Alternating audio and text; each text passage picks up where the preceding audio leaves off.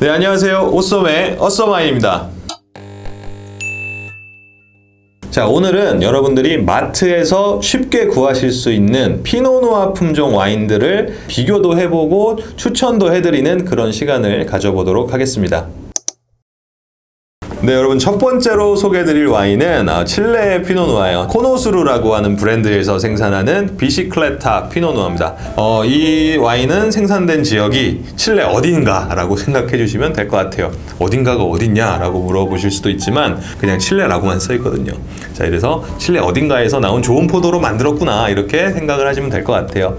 자, 색깔부터 보게 되면 저희가 피노누아 품종이다 보니까 컬러 자체가 다른 품종에 비해서는 상당히 조금 연해요. 네, 되게 반짝반짝 거리면서 옅은 루비 컬러라고 생각하면 될 것 같고, 빈티지가 2018년도로 굉장히 어림에도 불구하고 색이 좀 빠져있는 모습을 볼 수가 있습니다. 자, 일단 붉은색 과일 캐릭터들이 많이 느껴지기는 해요. 뭐 체리나 딸기 같은 전형적인 피노누아의 붉은색 과일 캐릭터들이 상당히 많이 느껴지고요. 좀 특징적인 거는 여러분들 많이 드시는 우리 식용으로 먹는 캠벨 포도 있잖아요. 캠벨 포도 되게 익숙한 향이 납니다. 그 다음에 이제 오크 에이징 했을 때 나올 수 있는 냄새들 있잖아요. 바닐라, 버터 이런 것들은 거의 잘 안 느껴집니다. 오크를 사용을 하긴 했으나 굉장히 짧은 기간 동안만 이렇게 사용을 한 와인이라고 생각을 할 수가 있습니다.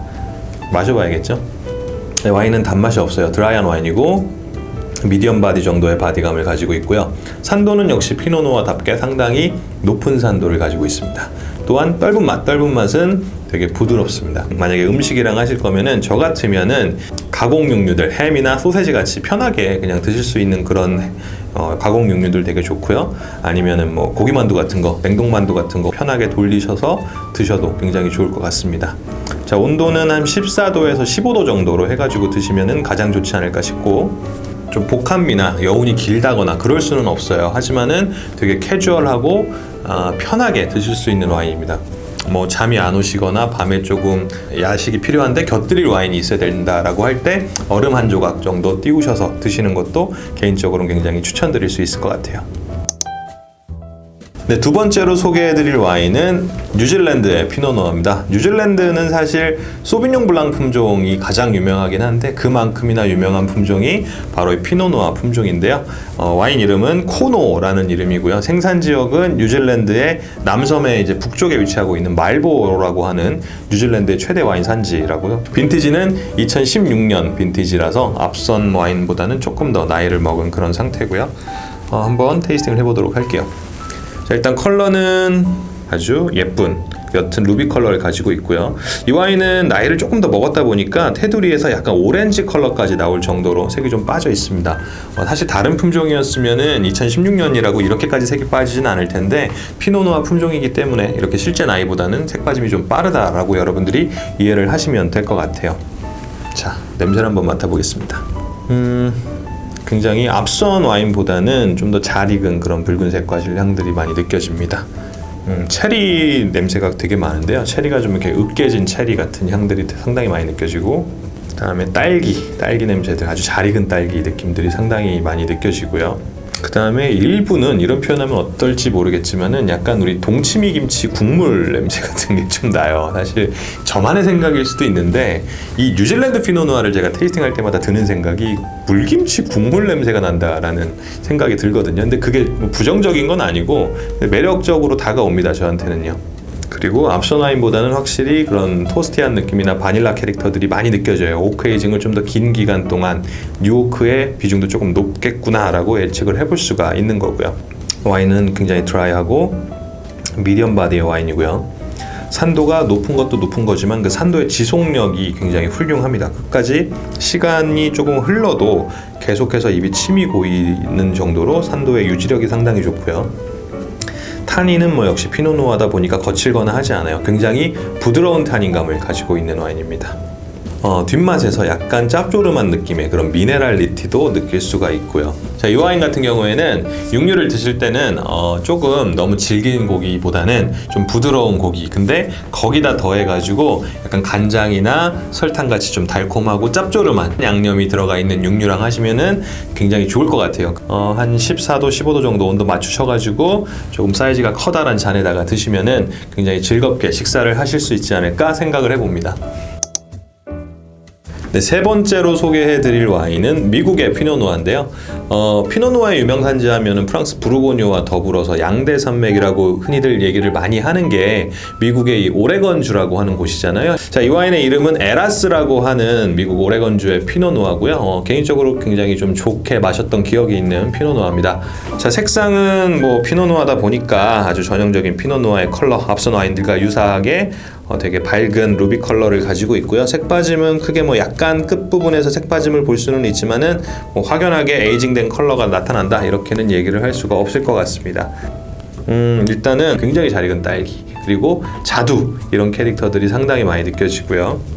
워낙에 날씨가 좋다 보니까 뭐 베지터블 노트 조금 덜 익은 듯한 냄새는 전혀 없습니다. 그리고 오크를 굉장히 많이 쓴 것 같아요, 비교적. 그래서 조금은 약간 밀키한 향까지도 느껴지거든요. 어떻게 보면 그 딸기에다가 연유 뿌려놓은 것 같은 그런 느낌도 좀 받게 돼요. 뒷부분에서는 되게 그 더스티한, 얼씨한 캐릭터들도 많아요. 흙먼지 같은 것들 있잖아요. 여러분들 창틀 같은 거 집안에 청소하실 때 이렇게 문 열면 샤시 사이에서 나는 그런 먼지 냄새 같은 것들도 살짝 느낄 수가 있고요. 전반적으로 이 와인은 향이 막 치고 들어오는 스타일은 아니라서 드실 때 다른 피노누아들을 보통 한 15도 왔다 갔다 해서 드신다면은 얘는 한 1도 정도, 1, 2도 정도 높여서 드시는 게 더 좋지 않을까라는 생각이 좀 들고요. 마셔보겠습니다. 와인은 되게 드라이한 와인이고요. 역시나 미디엄 바디 정도의 바디감을 가지고 있고 뭐 산도는 피노누아답게 상당히 높고요. 타닌 또한 부드러운 타닌감을 가지고는 있는데 되게 끝에 신맛의 느낌이 되게 좀 찌르르한 그런 신맛이 있어요.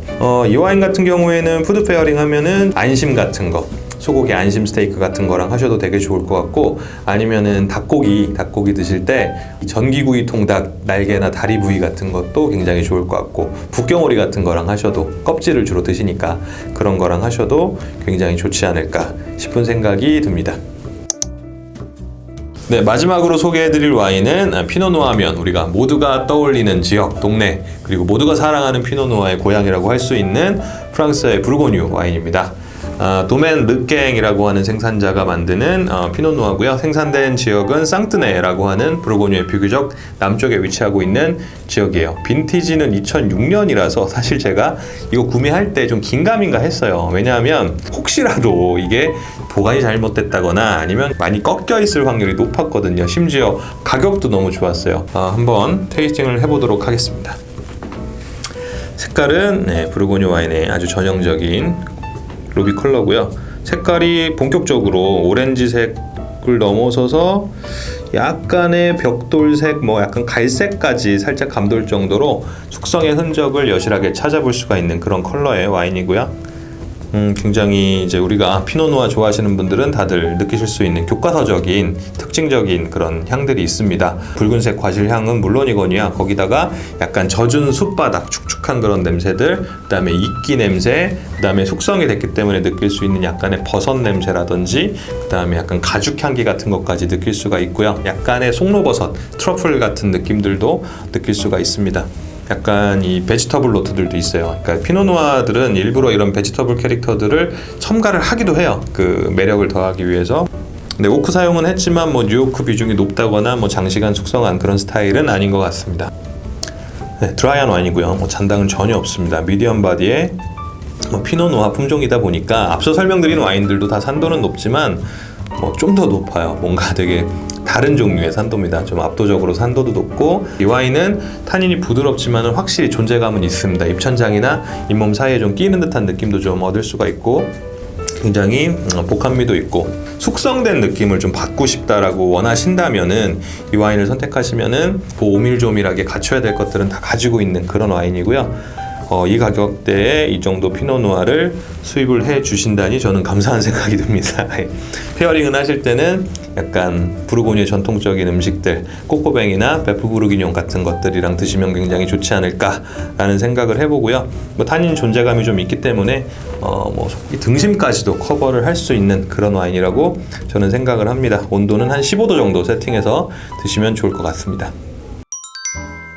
제 개인적으로 피노누아 품종 너무 좋아하는 품종들이어서 되게 기쁘게 촬영을 했고, 요즘에 여름이잖아요. 날씨가 너무 갑자기 더워져가지고 레드와인 드실 때 너무 무거운 와인들 부담되실 수도 있는데 피노누아만큼 적절한 품종도 저는 없다고 생각을 해요. 그래서 오늘 소개해드린 와인들 중에서 잘 고르셔가지고 드시면 참 좋지 않을까라는 생각을 해보고요.